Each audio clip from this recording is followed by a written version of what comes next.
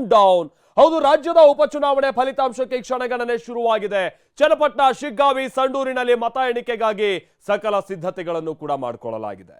Result ಏನಾಗಲಿದೆ ಅನ್ನೋ ಕಾತರ ಜನರಿಗಿದ್ರೆ ಅಭ್ಯರ್ಥಿಗಳಿಗೆ ಸಹಜವಾಗಿ ಟೆನ್ಷನ್ ಶುರುವಾಗಿದೆ. ಅಷ್ಟೇ ಅಲ್ಲ, 3 ಅಖಾಡದಲ್ಲಿ ಭರ್ಜರಿಯಾಗಿ ಲೆಕ್ಕಾಚಾರ ಹಾಗೆ ಬೆಟ್ಟಿಂಗ್ ಭರಾಟೆ ಬಹಳ ಜೋರಾಗಿ ನಡೀತಾ ಇದೆ.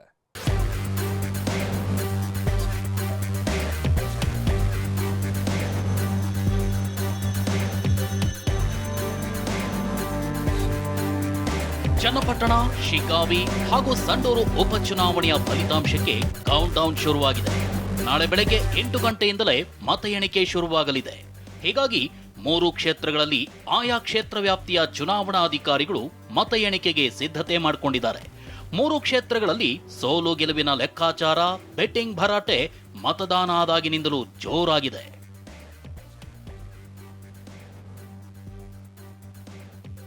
ಬಾಂಬೆ ನಗರಿಗೆ ಬಹದ್ದೂರ್ ಆಗೋರು ಯಾರು? ಅಭಿಮನ್ಯು ವರ್ಸಸ್ ಸೈನಿಕ, ಚನ್ನಪಟ್ಟಣ ಫಲಿತಾಂಶವೇ ಕೌತುಕ. ರಾಜ್ಯದ 3 ಕ್ಷೇತ್ರಗಳ ಪೈಕಿ ಚನ್ನಪಟ್ಟಣದ ಕದನ ಕಣವೇ ಎಲ್ಲರ ಚಿತ್ತ ತನ್ನತ್ತ ಸೆಳೆಯುವಂತೆ ಮಾಡಿದೆ. ಯಾಕಂದ್ರೆ ಜೆಡಿಎಸ್ ಭದ್ರಕೋಟೆ ಆಗಿರೋ ಚನ್ನಪಟ್ಟಣ ಅಖಾಡದಲ್ಲಿರೋದು ನಿಖಿಲ್ ಕುಮಾರಸ್ವಾಮಿ ಹಾಗೂ ಬಿಜೆಪಿಯಿಂದ ಕಾಂಗ್ರೆಸ್ಗೆ ಜಂಪ್ ಆಗಿರೋ ಸಿಪಿ ಯೋಗೇಶ್ವರ್. ಕ್ಷೇತ್ರದಲ್ಲಿ ಇಬ್ಬರ ನಡುವೆ ಟಫ್ ಕಾಳಗ ನಡೆದಿದೆ.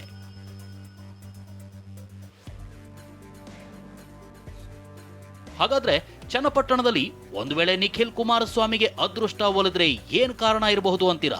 ಅದನ್ನೇ ತೋರಿಸ್ತೀವಿ ನೋಡಿ.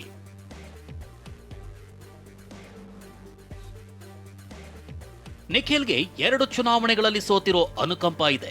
ಚನ್ನಪಟ್ಟಣ ಕ್ಷೇತ್ರದಲ್ಲಿ ಒಕ್ಕಲಿಗರ ಒಗ್ಗಟ್ಟು ಪ್ರದರ್ಶನ ಈ ಬಾರಿ ಜೋರಾಗೇ ಇತ್ತು. ಕ್ಷೇತ್ರದಲ್ಲಿ ನಿಖಿಲ್ ಯಾರಿಗೂ ಟೀಕೆ ಮಾಡದೆ ಪ್ರಚಾರ ಮಾಡಿದ್ರು.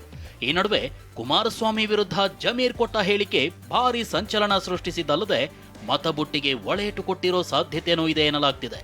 ಇದರ ಜೊತೆಗೆ ಎಚ್.ಡಿ. ದೇವೇಗೌಡರ ಸತತ ಪ್ರವಾಸ, ಭರ್ಜರಿ ಭಾಷಣ, ಹಿಂದುಳಿದ ಸಮುದಾಯದ ಮುಖಂಡರ ಜೊತೆ ಸಂಪರ್ಕ, ಬಿಜೆಪಿ ಮತ್ತು ಜೆಡಿಎಸ್ ಕಾರ್ಯಕರ್ತರ ಒಗ್ಗಟ್ಟಿನ ಮಂತ್ರ ನಿಖಿಲ್ಗೆ ವರವಾಗಬಹುದು ಅಂತ ಚರ್ಚೆ ನಡೀತಿದೆ. ಇದಿಷ್ಟು ನಿಖಿಲ್ ಪ್ಲಸ್ ಪಾಯಿಂಟ್ಸ್ ಆದ್ರೆ ಮೈನಸ್ ಪಾಯಿಂಟ್ಗಳು ಇವೆ. ಅವೇನು ಅಂತ ನೋಡೋದಾದ್ರೆ, ನಿಖಿಲ್ಗೆ ಮೈನಸ್ ಆಗಿರೋ ಮೊದಲನೇ ಪಾಯಿಂಟ್ ಅಂದ್ರೆ ಕುಟುಂಬ ರಾಜಕಾರಣ ಮತ್ತು ಕೊನೆ ಕ್ಷಣದಲ್ಲಿ ಸ್ಪರ್ಧೆ ಮಾಡಿರೋದು. ಅಲ್ಲದೆ ಕುಮಾರಸ್ವಾಮಿ ಚನ್ನಪಟ್ಟಣದ ಶಾಸಕ ಸ್ಥಾನಕ್ಕೆ ರಾಜೀನಾಮೆ ನೀಡಿ ಮಂಡ್ಯ ಸಂಸದ ಸ್ಥಾನಕ್ಕೆ ಹೋಗಿರೋ ಅಂಶ ಕೂಡ ಇದೆ. ಇನ್ನು ಯೋಗೇಶ್ವರ್ಗೆ ಟಿಕೆಟ್ ಕೊಡ್ಲಿಲ್ಲ ಅನ್ನೋ ಅನುಕಂಪ ನಿಖಿಲ್ಗೆ ಮೈನಸ್ ಆಗಲಿದೆ ಅನ್ನೋ ಚರ್ಚೆ ಇದೆ. ಜೊತೆಗೆ ತಳಮಟ್ಟದಲ್ಲಿ ಬಿಜೆಪಿಯಿಂದ ಅಷ್ಟಾಗಿ ಸಹಕಾರ ಸಿಗದೆ ಹೋಗಿರೋ ಸಾಧ್ಯತೆ ಇದೆ. ಅಂತಿಮವಾಗಿ ಅವರದ್ದೇ ಕುಟುಂಬದ ಪ್ರಜ್ವಲ್ ರೇವಣ್ಣ ವಿರುದ್ಧದ ಅತ್ಯಾಚಾರ ಕೇಸ್ ವಿಚಾರವು ನಿಖಿಲ್ಗೆ ಮೈನಸ್ ಆಗಬಹುದು ಅನ್ನೋ ಚರ್ಚೆ ಕ್ಷೇತ್ರದಲ್ಲಿ ಹರಿದಾಡ್ತಿದೆ. ಇದಿಷ್ಟು ನಿಖಿಲ್ ಪ್ಲಸ್ ಮೈನಸ್ ಆದ್ರೆ, ಕಾಂಗ್ರೆಸ್ನಿಂದ ಅಖಾಡಕ್ಕಿಳಿದಿರೋ ಸಿಪಿ ಯೋಗೇಶ್ವರ್ ಪ್ಲಸ್ ಮೈನಸ್ ಏನು ಅಂತ ತೋರಿಸ್ತೀವಿ ನೋಡಿ.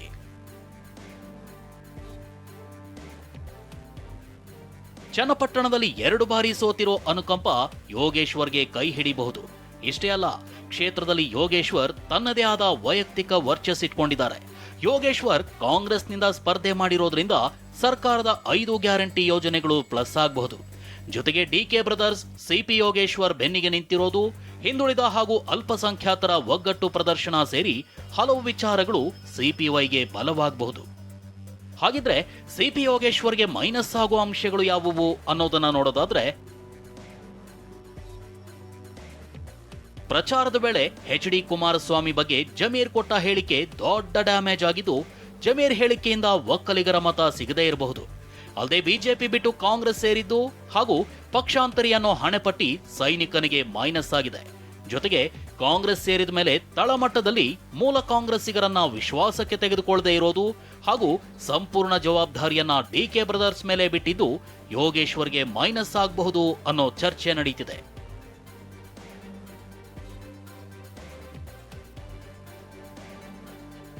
ಚನ್ನಪಟ್ಟಣದಲ್ಲಿ ಸೋತ್ರೆ ನಾನೇ ಸೋತಂತೆ ಎಂದ ಡಿಕೆ.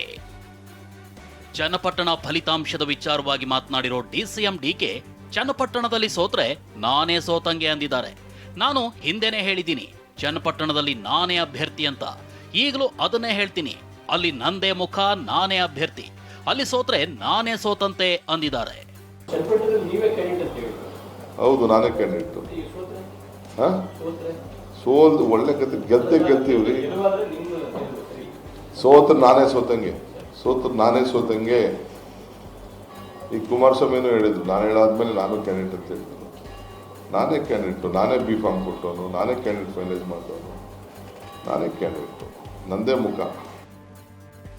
ಶಿಗ್ಗಾವಿ ಸಮರ ಕಣದಲ್ಲಿ ಯಾರಿಗೆ ಸಿಗಲಿದೆ ಗೆಲುವಿನ ಸಿಹಿ? ಶಿಗ್ಗಾವಿಯಲ್ಲಿ ಲಿಂಗಾಯತ ಮತಗಳೇ ನಿರ್ಣಾಯಕ. ಹೀಗಾಗಿ ಭರತ್ ಬೊಮ್ಮಾಯಿಗೆ ಲಿಂಗಾಯತ ವೋಟ್ ಬ್ಯಾಂಕ್ ತಪ್ಪದೇ ಕೈ ಹಿಡಿದಿರೋ ನಂಬಿಕೆ ಇದೆ. ವಕ್ಫ್ ಅಸ್ತ್ರ ಜಾತ್ಯತೀತವಾಗಿ ಪರಿಣಾಮ ಬೀರಿದ ನಂಬಿಕೆ ಬಿಜೆಪಿಗಿದೆ. ಈ ಮೂಲಕ ಕುರುಬ, ವಾಲ್ಮೀಕಿ, ಲಂಬಾಣಿ, ದಲಿತ, ಗಂಗಾಮತ, ಭೋವಿ ಸೇರಿ ಹಲವು ಸಮುದಾಯದ ಮತದಾರರು ಕೈ ಹಿಡಿದಿದ್ದಾರೆ ಅನ್ನೋ ಲೆಕ್ಕಾಚಾರ ಹಾಕಿದ್ದಾರೆ. ಇನ್ನು ಗ್ಯಾರಂಟಿ ಯೋಜನೆ ವಿಚಾರದಲ್ಲಿ ಜನರಿಂದ ಮಿಶ್ರ ಪ್ರತಿಕ್ರಿಯೆ ವಿಷಯ ಕೂಡ ಭರತ್ಗೆ ಪ್ಲಸ್ ಆಗಿದೆ ಎನ್ನಲಾಗ್ತಿದೆ. ಯಾಸಿರ್ ಖಾನ್ ಪಠಾಣ್ ಗೆದ್ರೆ ಏನೆಲ್ಲ ಅಂಶಗಳು ಪ್ಲಸ್ ಆಗಿವೆ ಅಂತ ನೋಡೋದಾದ್ರೆ, ಅಜಂಪೀರ್ ಖಾದ್ರಿ ಬಂಡಾಯ ಶಮನ ಆಗಿದ್ದು ಪಠಾಣ್ಗೆ ಸಮಸ್ಯೆ ಇಲ್ಲ. ಇಷ್ಟೇ ಅಲ್ಲ, ಸಚಿವ ಸತೀಶ್ ಜಾರಕಿಹೊಳಿ ನೇತೃತ್ವದಲ್ಲಿ ರಣತಂತ್ರ ಹೆಣೆದಿದ್ದು ವಾಲ್ಮೀಕಿ, ದಲಿತ ಮತದಾರರು ಕೈ ಹಿಡಿದ ಲೆಕ್ಕಾಚಾರ ನಾಯಕರಿಗಿದೆ. ಸಚಿವ ಜಮೀರ್ ಮುಸ್ಲಿಂ ಮತದಾರರ ಓಲೈಕೆ ಮಾಡಿದ್ದು, ಪಠಾಣ್ ಪರ ಅಜಂಪೀರ್ ಖಾದ್ರಿ ಪ್ರಚಾರ ಮಾಡಿದ್ದು, ಸಿಎಂ ಮುಡಾ ಸಂಕಷ್ಟದ ಅನುಕಂಪ ವರ್ಕೌಟ್ ಆಗಿದ್ದು ಅಲ್ಲದೆ ಕುರುಬ ಸಮಾಜದ ಮತ ಕಾಂಗ್ರೆಸ್ಗೆ ವಾಲಿದ ನಂಬಿಕೆ ನಾಯಕರಿಗಿದೆ. ಶಿಗ್ಗಾವಿಯಲ್ಲಿ ಕಾಂಗ್ರೆಸ್ ಗೆಲ್ಲುತ್ತೆ ಅಂತ ಮಧು ಬಂಗಾರಪ್ಪ ಹೇಳಿದ್ರೆ, ಬೊಮ್ಮಾಯಿ ಭರತ್ ಗೆಲ್ತಾರೆ ಅಂದ್ರು. ಶಿಗ್ಗಾವಲ್ಲಿ ಕಾಂಗ್ರೆಸ್ ಪಕ್ಷದ ಬಗ್ಗೆ ಭಾಳ ಒಲವಿದೆ. ಅಭ್ಯರ್ಥಿಗಿಂತ ಯಾರು ಬೊಮ್ಮಾಯಿಯವ್ರ ಮಗ ನೋಡಿದಾಗ ಎಲ್ಲೋ ಕಾಂಗ್ರೆಸ್ ಬಗ್ಗೆ, ಕಾಂಗ್ರೆಸ್ ಕೊಟ್ಟಿರ್ತಕ್ಕಂಥ ಗ್ಯಾರಂಟಿಗಳು ಮನೆಗೆ ಹೋಗ್ತಕ್ಕಂಥದ್ದು, ಮತ್ತು ಜನರು ವಾಪಸ್ ಅದನ್ನಿಲ್ಲ ಸರ್ ಸಹಕಾರ ಮಾಡಿದೆ ಕಾಂಗ್ರೆಸ್ ಪಕ್ಷ ಅಂತೇಳಿ ಅದನ್ನು ಮತವಾಗಿ ಪರಿವರ್ತನೆ ಆಗುತ್ತೆ ಅಂಥೇಳಿ ನನಗೆ ವಿಶ್ವಾಸ ಇದೆ. ಚುನಾವಣೆ ಸಂದರ್ಭದಲ್ಲಿ ಜನ ಅಭಿವ್ಯಕ್ತವಾಗಿರುವಂಥ ಬೆಂಬಲ ಮತಗಳ ಮುಖಾಂತರ ನಾಳೆ ದೊಡ್ಡ ಅಂತರದಲ್ಲಿ ಭರತ್ ಬೊಮ್ಮಾಯಿ ಗೆಲ್ತಾರೆ ಅಂತ ವಿಶ್ವಾಸ ನನಗಿದೆ. ಸಂಡೂರಿನಲ್ಲಿನ ಲೆಕ್ಕಾಚಾರ ನೋಡೋದಾದ್ರೆ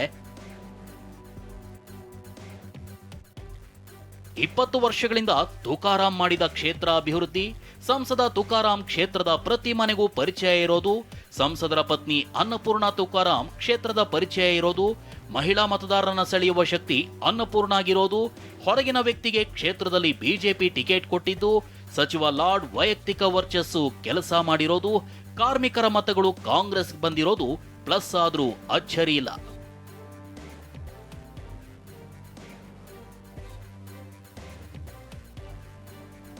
ತುಕಾರಾಂ ಕುಟುಂಬಕ್ಕೆ ಟಿಕೆಟ್ ಕೊಟ್ಟಿದ್ದೆ ಬಿಜೆಪಿಗೆ ಪ್ಲಸ್ ಆದ್ರೂ ಆಗಬಹುದು. ಒಂದೇ ಕುಟುಂಬಕ್ಕೆ ಕಾಂಗ್ರೆಸ್ ಟಿಕೆಟ್ ಕೊಟ್ಟಿದ್ದು ಅಸಮಾಧಾನ ಇದೆಯಂತೆ.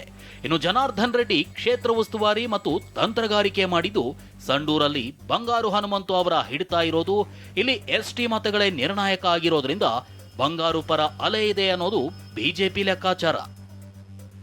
ಎಕ್ಸಿಟ್ ಪೋಲ್ ಭವಿಷ್ಯ ಸಂಬಂಧ ಮಾತನಾಡಿರೋ ಎಐಸಿಸಿ ಅಧ್ಯಕ್ಷ ಮಲ್ಲಿಕಾರ್ಜುನ ಖರ್ಗೆ, ಸಿಎಂ ಸಿದ್ದರಾಮಯ್ಯ ನಮಗೆ ಗೆಲ್ಲೋ ನಿರೀಕ್ಷೆ ಇದೆ ಅಂತಿದ್ದಾರೆ.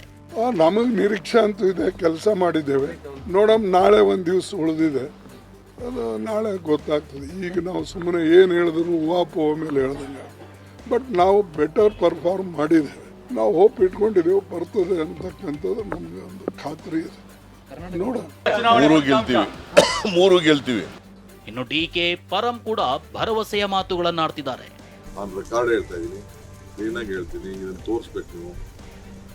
ಎಕ್ಸಿಟ್ ಪೋಲ್ ಫಲಿತಾಂಶ ರಿವರ್ಸ್ ಆಗ್ತದೆ. ರಿಸಲ್ಟ್ ನಾವು 3 ಗೆದ್ದಿದ್ದೀವಿ. ನಿಮಗೆ ಆಶ್ಚರ್ಯ ಆಗಂತ ರೀತಿಯಲ್ಲಿ ಫಲಿತಾಂಶ ಬರುತ್ತೆ. 3 ಗೆದ್ದಿದ್ದೀವಿ. ಎಕ್ಸಿಟ್ ಪೋಲ್ನ ಎಲ್ಲವೂ ಸತ್ಯ ಆಗೋದಿಲ್ಲ. ಎಕ್ಸಿಟ್ ಪೋಲ್ನಲ್ಲಿ ಡಿವೈಡ್ ಆಗೋಗಿದೆ. ರಾಜ್ಯ ರಾಜಕಾರಣದಲ್ಲಿ ತೀವ್ರ ಕುತೂಹಲ ಮೂಡಿಸಿರುವ ಬೈ ಎಲೆಕ್ಷನ್ ಬ್ಯಾಟಲ್ನ ಭವಿಷ್ಯ ನಾಳೆ ಗೊತ್ತಾಗಲಿದೆ. ಅಭ್ಯರ್ಥಿಗಳಿಗೂ ಢವ ಢವ ಶುರುವಾಗಿದೆ. Bureau report, TV9.